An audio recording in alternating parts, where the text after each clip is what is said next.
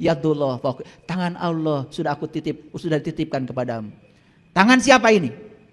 Tangan Allah. Tangan siapa ini? Tangan Allah. Sadar kalau ini tangan Allah. Dan tangan ini bukan untuk menyenangkan kamu, untuk menyenangkan Allah. Bagaimana cara menyenangkan Allah? Tolong orang-orang yang butuh pertolongan. Tolong itu. Allah tidak perlu ditolong oleh kita. Tolong tetangga kita. Tolong mereka yang tidak makan. Tolong mereka yang tidak bisa sekolah. Tolong mereka.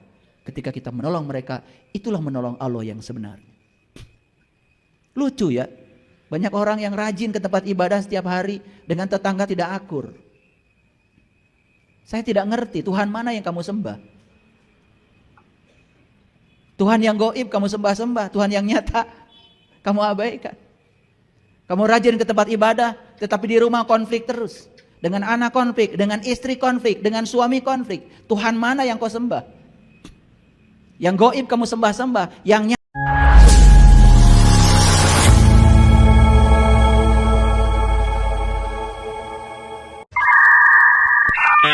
Pasti ada alasan terjadinya. Tidak ada satu peristiwa pun di semesta yang tidak ada Allah hadir di belakangnya. Buang penilaian baik dan buruk. Karena kita ini sering ego, menilai orang lain baik dan buruk. Dan banyak yang masih seperti itu. Katanya mengajarkan kesadaran pada umat, tetapi dia sendiri menebarkan kebencian pada umat. Dengan memberikan hukuman-hukuman pada orang lain yang menurut penilaian dirinya sendiri. Stop usil pada orang lain. Yuk kita perbaiki diri kita sendiri, ngaji ke dalam. Terlalu lama kita ngaji keluar. Hasilnya apa? Hasilnya kita hari ini masih reaktif dan masih membenci sesuatu yang tidak sesuai dengan kita. Belum siap kita untuk toleran pada orang lain. Maka intoleransi itu adalah sesuatu yang sangat berbahaya di negeri yang majemuk ini. Saya inginnya sembunyi, sebetulnya tidak mau bicara. Tetapi leluhur-leluhur saya selalu mendorong saya, bicaralah kamu. Saya tahu setiap saya bicara pasti ada resikonya. Dan saya harus mengatakan kebenaran ini walaupun pahit. Sadar bahwa hidup adalah pinjaman yang harus dikembalikan. Sadar enggak? Kalau sekarang kita ini sedang dikasih pinjaman kehidupan dan saatnya harus dikembalikan. Kita sedang ngontrak di sini. Entah sudah berapa tahun. Saya sudah ngontrak di sini 57 tahun sampai hari ini. 57 tahun. Dan saya sadar bahwa rumah kontrakan saya ini pada saatnya tidak layak pakai lagi. Dan saya harus pergi dari sini. Dan saya harus sudah menyiapkan rumah masa depan untuk jiwa saya. Bukan rumah masa depan buat tubuh saya. Saya sampai sekarang tidak pernah amanat pada anak istri saya. Nanti kalau saya mati saya kubur di mana. Saya juga tidak punya uang untuk membelikan kuburan mahal. Tidak ada. Nanti kalau saya mati tubuh saya silakan kamu mau asingkan saya kemana gak peduli. Karena saya sudah tidak di situ lagi. Tidak perlu dikeramatkan tubuh saya, tidak perlu. Saya bukan siapa-siapa, saya tidak punya apa-apa. Saya juga tidak tahu apa-apa, saya bukan siapa-siapa. Saya hanya menjalankan tugas semesta. Saya malu sama pohon pisang yang setiap hari dia menghasilkan pisang, disumbangkan kepada semesta. Dan mereka tidak pernah memakan buah pisang satupun. Dan mereka tidak pernah membicarakan tempat istimewa setelah mereka menyumbangkan sebuah. Hanya manusia yang terus berhalusinasi tempat istimewa setelah kematian. Lihat semua, lihat semua. Lihat pohon kangkung, lihat pohon singkong. Mereka bertasbih setiap saat kepada Allah. Menghasilkan sesuatu yang berguna bagi kehidupan. Apa kabar manusia? Mereka tidak bersaing. Tidak pernah bumi ingin menjadi matahari. Tidak pernah matahari ingin menjadi bumi. Mereka hanya menjalankan peran yang diberikan semesta. Sendiri-sendiri mereka tasbih. Apa peran semesta buat saya? Apa peran semesta buat kalian? Sudahkah kalian tahu direncanakan untuk apa kalian ada di sini? Pernahkah kalian bertanya kepada Allah? Ya Allah, aku datang ke sini direncanakan untuk apa ya Allah? Jangan-jangan aku bikin rencana-rencana baru yang berbeda dengan rencanamu. Dan itu yang membuat saya menderita. Masihkah menyalahkan Allah? Sadar bahwa hidup ini adalah pinjaman. Dan pinjaman harus dikembalikan pada saatnya. Pertanyaan saya satu. Pertanyaan pada diri saya. Ketika nanti rumah saya ini tidak layak pakai lagi. Saya keluar dari sini. Di mana saya mau tinggal? Dan saya harus pasti punya tempat saya yang lebih baik dari yang sekarang.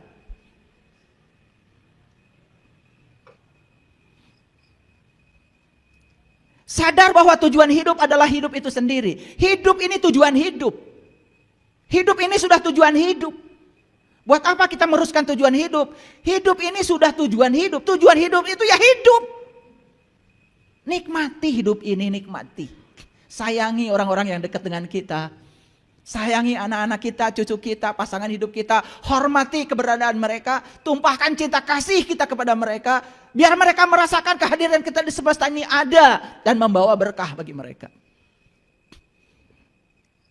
Jika jalan di komplek kita rusak, bangun jalan itu supaya bagus. Untuk kita juga. Gak usah pelit sama harta. Makin banyak yang kita keluarkan, makin banyak yang akan datang kepada kita. Sadar bahwa tubuh dan pikiran bukanlah diri sejati kita. Sadar gak? Kita bukan tubuh, hadirin. Kita bukan pikiran, bukan. Diri sejati kita adalah kesadaran yang ada pada diri kita. Jangan dikendalikan oleh pikiran. Biar kesadaran yang mengendalikan pikiran kita. Begitu kesadaran sudah mengendalikan pikiran, rasakan kehidupan penuh berkah dan kedamaian. Tidak ada konflik lagi. Kenapa konflik itu terjadi? Lihat saya semua. Semua konflik terjadi karena kita belum selesai dengan diri kita sendiri. Bereskan semuanya. Berdamai dengan diri sendiri. Baru hidup dimulai. Sadar bahwa manusia adalah utusan Allah. Untuk menjadi kepanjangan tangan Allah. Menyampaikan cinta kasih Allah. Sadar. Ya Allah, aku datang di sini untuk menjadi kepanjangan tangan-Mu. Menyampaikan cinta kasih-Mu pada orang-orang yang butuh pertolongan. Allah sudah bilang di Quran, Yadullah fauqa aidihim. Yadullah fauqa. Tangan Allah sudah dititipkan kepadamu. Tangan siapa ini? Tangan Allah. Tangan siapa ini? Tangan Allah. Sadar kalau ini tangan Allah. Dan tangan ini bukan untuk menyenangkan kamu. Untuk menyenangkan Allah. Bagaimana cara menyenangkan Allah? Tolong orang-orang yang butuh pertolongan. Tolong itu. Allah tidak perlu ditolong oleh kita. Tolong tetangga kita. Tolong mereka yang tidak makan. Tolong mereka yang tidak bisa sekolah. Tolong mereka. Ketika kita menolong mereka, itulah menolong Allah yang sebenarnya. Lucu ya. Banyak orang yang rajin ke tempat ibadah setiap hari dengan tetangga tidak akur. Saya tidak ngerti Tuhan mana yang kamu sembah. Tuhan yang gaib kamu sembah-sembah, Tuhan yang nyata kamu abaikan. Kamu rajin ke tempat ibadah, tetapi di rumah konflik terus. Dengan anak konflik, dengan istri konflik, dengan suami konflik. Tuhan mana yang kau sembah? Yang gaib kamu sembah-sembah, yang nyata ada di rumah kita. Tidak pernah kita hargai keberadaannya. Yuk kita mulai menyadari bahwa menolong Allah adalah menolong orang-orang yang nyata di hadapan kita. Buka mata kita, lihat rekening kita, lihat berapa banyak titipan Allah kepada kita. Semua pemberian Allah, tidak ada milikmu. Semua pemberian. Orang-orang yang sadar kalau semua pemberian pasti tidak mudah untuk memberi, tidak sulit untuk memberi. Baru hidup dimulai. Sadar bahwa manusia ada di dunia untuk berkontribusi mempercantik dunia. Yuk saya menyadarkan. Kalian sekarang tidak tinggal di akhirat. Kalian tinggal di dunia. Kita tinggal di dunia, tujuan Allah untuk berkontribusi mempercantik dunia ini. Dan siapa yang berkontribusi mempercantik dunia ini, insya Allah tempatnya di akhirat akan bagus. Jangan mimpi tempat di akhirat bagus kalau Anda di sini menebarkan kebencian, menghina orang.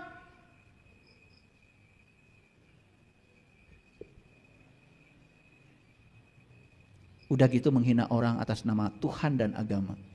Gak ngerti saya. Saya tidak percaya ada perang suci. Kalau orang sudah mencapai kesucian, tidak mungkin berperang. Perang itu semua adalah karena keserakahan. Saya tidak percaya ada darah orang lain yang harus dihalalkan oleh Tuhan. Saya tidak percaya. Semua makhluk harus dihormati. Bahkan semut pun harus dihormati. Bahkan ada semut di meja, saya tidak bunuh. Saya antarkan dia ke tempatnya, diambil, saya pindahkan ke tempatnya. Karena dia juga makhluk. Dia juga ingin hidup. Apa kabar? Katanya kita ini adalah punya Tuhan yang Maha Pengasih, Maha Penyayang. Tapi rasa cinta dan ulas asih tidak ada. Dendaman pada orang, bahkan ketika orang lain tersungkur, terpuruk karena dijatuhkan oleh kita, kita merasa puas. Makhluk macam apa yang kayak gini? Masih mengharapkan surga gitu di akhirat? Di sini aja sudah tinggal dalam neraka. Sadar bahwa semua yang ada di tangan kita adalah pemberiannya. Sadar nggak? Yuk, sadari. Semua yang di tangan kita hari ini adalah pemberian. Semua pemberian harus diberikan. Lihat saya semua. Menerima sesuatu adalah hak. Tetapi membagikan sesuatu adalah kewajiban. Dan hak itu baru beres kalau disertai kewajiban. Menerima hidup itu hak. Tetapi membaktikan hidup kewajiban. Makanya orang-orang yang belum memiliki makna dalam hidup tidak berarti bagi orang lain hidupnya belum dimulai. Orang yang hari ini masih sibuk ngurusi hartanya sendiri, keserakahannya sendiri, bahkan punya orang lain pun dicuri, dikorupsi, dia belum memulai hidup. Sadar bahwa memberi itu adalah untuk diri sendiri. Sadar? Kalau sadar, Anda sudah memulai hidup. Sadar bahwa memuliakan orang lain adalah memuliakan diri sendiri. Sadar? Kalau Anda sadar bahwa memuliakan orang lain adalah memuliakan diri sendiri. Istri saya cerita, kemarin ada reunian. Dan biasanya kalau reunian, kami itu pasti ngasih barang-barang yang bagus. Untuk door prize itu tidak pernah saya ngasih baju bekas, sepatu bekas, nggak pernah. Apalagi karena tidak terpakai oleh saya kasih ke orang lain, nggak pernah, itu buang sampah. Malam-malam istri saya minta dibelikan kertas kado. Udah, saya suruh orang beri kertas kado dan kemudian bungkuslah. Semua baju baru di rumah dibungkus. Udah, dibawalah untuk door prize di tempat reunian teman-temannya. Kemudian dia memantau, loh kok bungkusan kado yang dari kita kok nggak dibagikan? Telepon panitianya, itu bungkusan kado dari kami kok nggak dibagikan? Jawabannya apa? Iya, mohon maaf, karena kami tahu kalau dari Akang, kan dari Cece pasti bagus-bagus, jadi itu buat panitia. Bagus juga sih, karena mereka tahu kalau kami memberi tidak pernah yang jelek, ya. Makanya saya sering bilang kalau mau ngasih ke orang yang bagus. Banyak yang ngasih sama saya, sekarang udah mengerti. Ngasih jas, bagus. Ada yang nanya, ayah sepatunya Pak Geox. Masa kaki saya yang istimewa ini dikasih sepatu murah, cap kelinci? Ya saya pantaskan diri saya. Ya terserah, kamu mau ngasih atau nggak ngasih nggak apa-apa. Tapi kalau mau ngasih, yang bagus.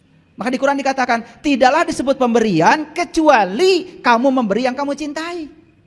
Itu Quran. Paham sekarang? Jika kita sudah memberi kepada orang lain yang terbaik, hidup sudah dimulai. Awas, kamu ngasih baju bekas, diumumkan di speaker, bekas lagi. Masih dikasih judul, bekas tapi layak pakai. Itu pembenaran. Ya, padahal itu buang sampah dengan cara ngaku-ngaku sebagai dermawan. Itulah yang kata Nabi, innamal a'malu binniyat, tergantung niat kamu. Kalau mau memuliakan orang lain, yuk.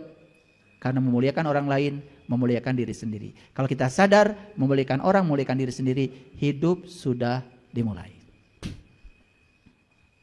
Sadar bahwa masa lalu dan masa depan itu tidak ada. Sadar? Sadar? Kalau sadar, masa lalu dan masa depan itu tidak ada. Kata Einstein, itu adalah waktu psikologis. Makanya kita harus bisa menyetop waktu. Wah, ini keren. Menyetop waktu artinya apa? Hadir di sini, saat ini, sekarang, setiap saat. Masa lalu tinggal sejarah. Masa depan juga belum tentu ada. Sudah, hidup itu yang menentukan adalah apa yang kita lakukan hari ini. Fokus hari ini. Kalau kita sudah hidup, fokus pada saat ini, hidup sudah dimulai. Ada yang sedih sekarang? Ada yang sedih? Alhamdulillah. Kalau ada yang sedih, berarti kita sedang mengizinkan diri kita dibawa oleh pikiran ke masa lalu. Ada yang takut dan cemas sekarang? Alhamdulillah. Kalau takut dan cemas, berarti kita mengizinkan diri kita dibawa oleh pikiran ke masa depan. Kalau kita hadir di sini saat ini sekarang, tidak ada rasa takut, tidak ada rasa sedih. Makanya kata Allah, la tahab wa la tahzan. Jangan takut, jangan sedih. Itu perintah supaya kamu jangan membawa dirimu ke masa lalu, jangan membawa dirimu ke masa depan. Hadir setiap saat di sini, saat ini, sekarang. Ini memang tidak gampang, mempraktekkan ini tidak gampang. Karena kita hidup sudah tidak seperti itu terlalu lama. Ya? Oke. Sadar bahwa saat ini adalah penting. Sadar? Sadar saat ini penting? Kalau sadar saat ini penting, maka kalian pasti akan melakukan tindakan penting.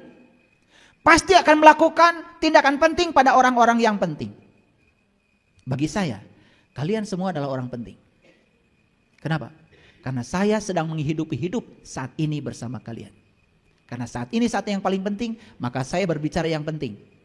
Makanya saya tidak mau bicara yang sia-sia. Yang penting-penting saja. Yang bisa mengubah kesadaran kita.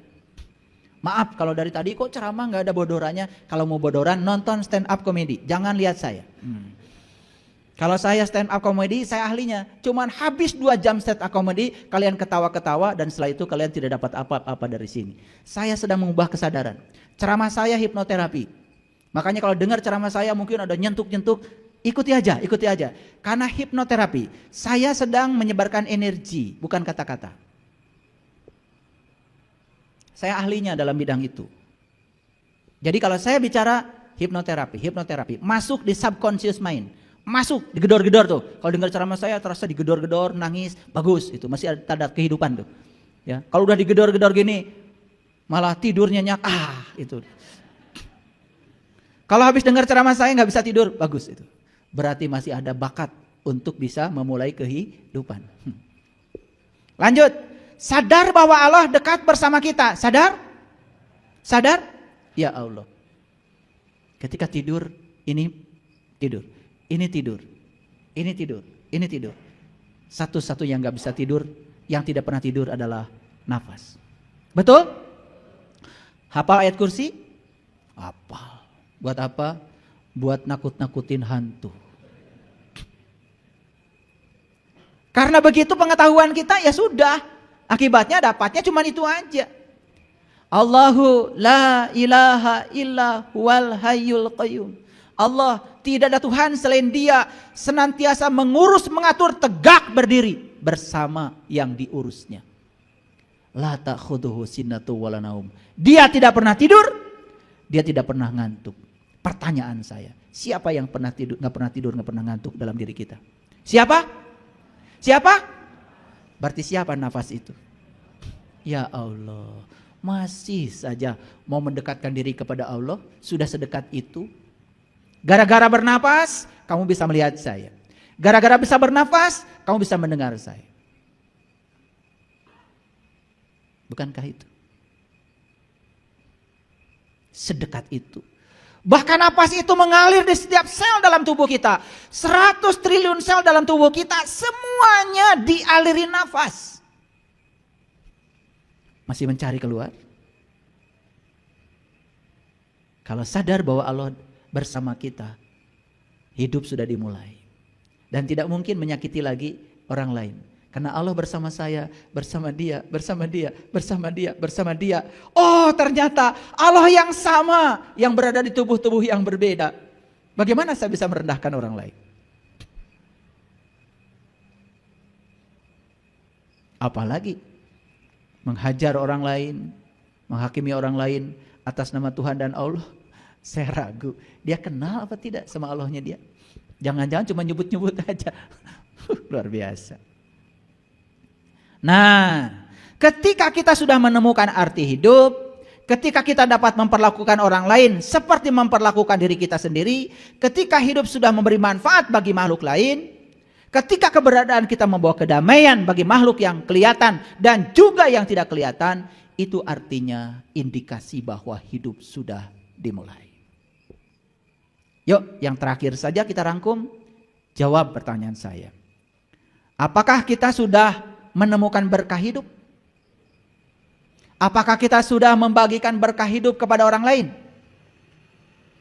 Kalau sudah, berarti arti hidup kita sudah jelas ada.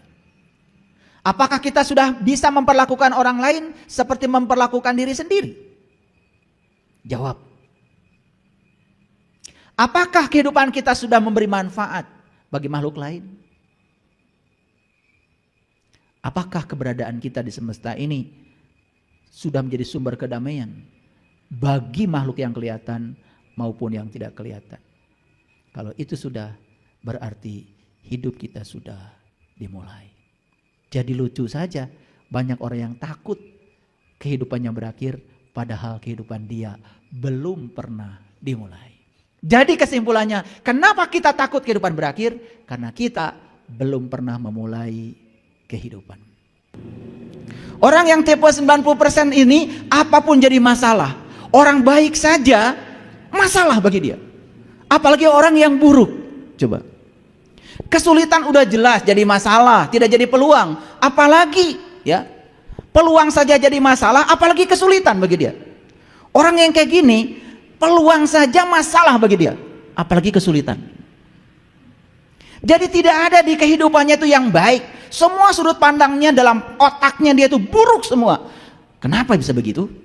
Satu, karena dia mengizinkan pikirannya selalu buruk. Yang kedua, dia juga terdidik di tempat yang buruk. Karena ketika kita bayi, kita ini punya yang namanya mirror neuron, cermin saraf. Jadi semua yang kita saksikan itu akan tercerminkan di alam bawah sadar otak kita. Dan itu akan nampak suatu saat pada saat kita dewasa. Itu yang disebut dengan long term memory. Dan itu harus disembuhkan. Sangat berbahaya. Nah, kenapa saya berbicara ini? Ini penting. Ini penting. Karena kadang-kadang kita ini kalau tidak disadarkan, nggak sadar-sadar. Karena selama ini kadang-kadang menganggap, wah kurang apa ibadah saya, kurang apa doa saya, wah semua doa apal, semua doa untuk mengatur Allah supaya Allah takluk dan taat pada keinginan kita, apal semua. Dan ketika Allah takluk pada keinginan kita, bangga kita mengatakan, Allah mengabulkan doa saya. Padahal sebenarnya di balik kata-kata itu sedang ingin memamerkan pada orang, lihat, Allah saja sama saya nurut, gitu sebetulnya. Lalu Allah bingung, yang Tuhan lu apa gua, kata Allah. Ya kan? Karena kita diajarkan dari kecil begitu, terus ya diajarkan ngatur-ngatur Allah supaya Allah itu takluk dan taat sama keinginan kita. Kapan kita mau berserah diri kepada Allah? Ngakunya sih muslim, padahal muslim itu gelar tertinggi yang diberikan Allah untuk mereka yang sudah pasrah total kepada Allah. Maka saya tidak suka dengan istilah muslim non muslim karena perbedaan keyakinan. Bagi saya muslim non muslim adalah soal akhlak, bukan soal keyakinan. Maaf, bisa jadi orang itu keyakinannya berbeda dengan saya, tapi dia sangat pasrah dalam kehidupannya kepada Allah. Bagi saya no problem, bagi saya dia adalah muslim. Bagi saya ya boleh berbeda. Karena selama ini kan muslim non muslim berdasarkan atributnya, lebih mementingkan atributnya, bukan? Bukan akhlaknya, bukan perilakunya, bukan karakternya, bukan sifatnya. Saya banyak sekali punya sahabat yang keyakinannya berbeda dengan saya, tapi dalam hidupnya sudah penuh dengan kebahagiaan karena sudah bisa menerima semua hal yang tidak diinginkan dalam hidupnya. Bahkan dia bisa merayakan semua hal yang tidak diinginkan seperti dia menerima hal yang dia inginkan. Itu muslim itu. Cirinya apa? Wajahnya itu bersinar, ringan kalau bicara. Iya. Beda kan kalau orang yang berat, punya uang 100 juta dipinjemin 100 ribu saja. Oh, saya baru kemarin beli tanah 100 juta. Sombongnya tetap aja, minjemin kagak. Karena baru beli tanah 100 juta. Padahal pinjamnya cuma 100 ribu. Giliran dipinjamkan 100 ribu, 3 hari janji nggak ngasih, udah ditelepon 2 hari sebelum janji itu tiba. Pusing nggak orang kayak gitu? Kira-kira tipe 10% atau 90% macam kayak gini? Seperti siapa? Selalu ada pertanyaan seperti siapa ya hari ini. Jadi hidup itu adalah 10% apa yang terjadi pada kita, 90% bagaimana kita menanggapinya. Jadi sebetulnya 10% itu apa yang terjadi, tetapi 90% kita menanggapinya. Itu yang membuat kita menjadi sangat sibuk dengan kehidupan ini. Terasa? Kalau belum terasa, sabar, kita akan masuk situ. Nanti juga suatu saat akan terasa, oh itu saya banget, oh itu gua banget. Sholat sudah, bolak-balik ke Mekah sudah, tahajud juga kurang gimana rajinnya, bangun malam luar biasa, tetapi itu coba jadi robot, hanya menjalankan ritual tanpa kesadaran. Hasilnya tidak ada yang berubah. Lupa bahwa Nabi Muhammad diutus ke dunia untuk menyempurnakan akhlak. Semua ritual itu adalah sarana untuk menyempurnakan akhlak, tools, instrumen, tetapi itu dijadikan tujuan oleh kita. Kalau rakaat sholat kita sudah banyak, rasanya kita sudah banyak tabungan kita untuk sampereun jaga di akhirat. Kan begitu kata-katanya, betul? Sampereun aya nama eueuh kosong, karena semuanya buat jaga.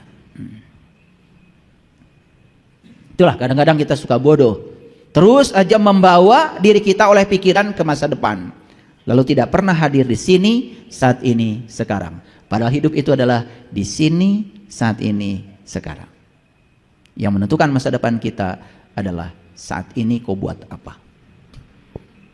Jadi hidup itu awalnya sederhana karena cuma 10%. Selanjutnya menjadi rumit karena ditambah 90%. Apalagi yang 90% itu adalah respon-respon yang negatif terhadap semua hal yang terjadi dalam hidup. Tidak ada baiknya. Bayangkan, hidup yang kayak gitu tidak layak dihidupi karena kita telah menciptakan neraka bagi diri kita sendiri. Jadi siapa pencipta neraka? Pikiran kita. Kalau pikiran bisa menciptakan neraka, berarti pikiran juga bisa menciptakan surga. Dan selama ini salah kaprah, kita menganggap surga dan neraka itu ciptaan Allah. Surga dan neraka adalah ciptaan pikiran kita sendiri. Belum selesai. Ya, kita lanjutkan dulu. Saya cerita sedikit tentang pikiran. Ada kata-kata bijak, jangan hiraukan masalah. Abaikan justru pikiran-pikiran negatif tentang masalah. Kita selama ini sering berfokus pada masalah.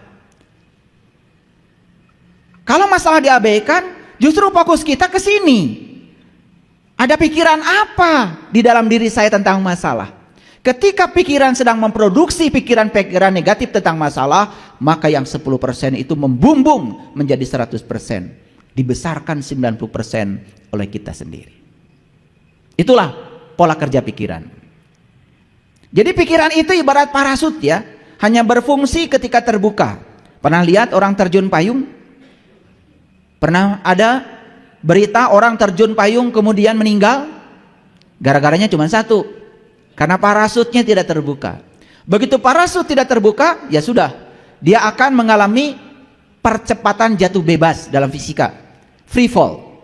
Dia akan jatuh bebas tanpa hambatan.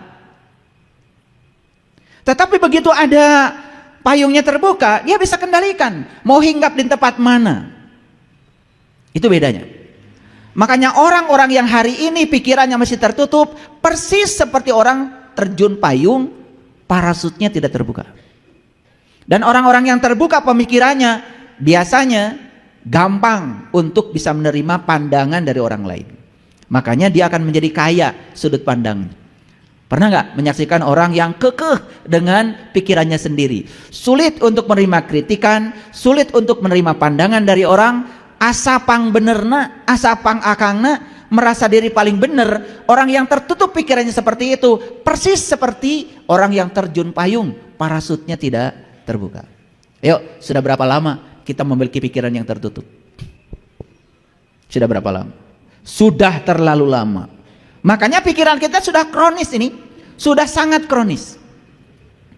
Makanya kemarin ada yang share di grup di Australia, katanya guru-guru di Australia tidak menjadi sedih ketika anak tidak bisa matematika, tetapi menjadi sangat sedih ketika anak tidak bisa antri. Kenapa? Karena antri itu implikasinya sangat luar biasa. Satu, ketika antri belajar bersabar. Dua, ketika antri belajar untuk menghargai orang lain dan diri sendiri. Karena Anda datang paling belakang, ya sudah, Anda di belakang. Ini datang belakang tapi pengen selalu paling depan. Itu kan orang-orang yang culas. Ini soal akhlak ini, soal akhlak. Saya sering menyaksikan kejadian ini bahkan ketika saya sedang melaksanakan ibadah. Maaf. Kadang-kadang ini bisa terjadi di tempat yang disebut kota suci. Tidak bisa antri. Bahkan antri itu apa? Belajar untuk tidak menunggu. Orang yang selalu menunggu, dia selalu ditarik oleh pikirannya ke masa depan, pasti akan menderita. Saya sampai hari ini tidak pernah menunggu. Makanya kemana-mana saya baca buku yang menyenangkan saya bawa musik yang menyenangkan saya, dan saya tidak mau menunggu, karena menunggu berarti membunuh waktu. Terlalu banyak yang bisa kita lakukan. Bahkan ketika ada antrian yang panjang atau harus menunggu dalam waktu yang panjang, kita bisa melakukan pelayanan pada diri sendiri yang paripurna untuk menyenangkan diri sendiri yang bermanfaat. Bukankah itu luar biasa? Jadi masuk akal kalau orang Australia ya sangat khawatir ketika anak tidak bisa antri. Karena apa? Ternyata katanya untuk membuat seseorang bisa antri perlu waktu belasan tahun. Tapi untuk bisa matematika hanya perlu kursus 6 bulan. Bayangkan. Negara yang beradab seperti itu, ya, menitik beratkan pada aspek etika, adab. Bukankah ini sebetulnya yang dikatakan oleh Rasulullah? Tidak disebut orang yang beriman jika tetanggamu tidak nyaman dengan kata-katamu. Tidak disebut orang beriman jika kamu jalan di sebuah jalan, lihat ranting, kamu tidak singkirkan. Berbahaya bagi orang lain tapi kamu tidak peduli. Tidak disebut orang beriman.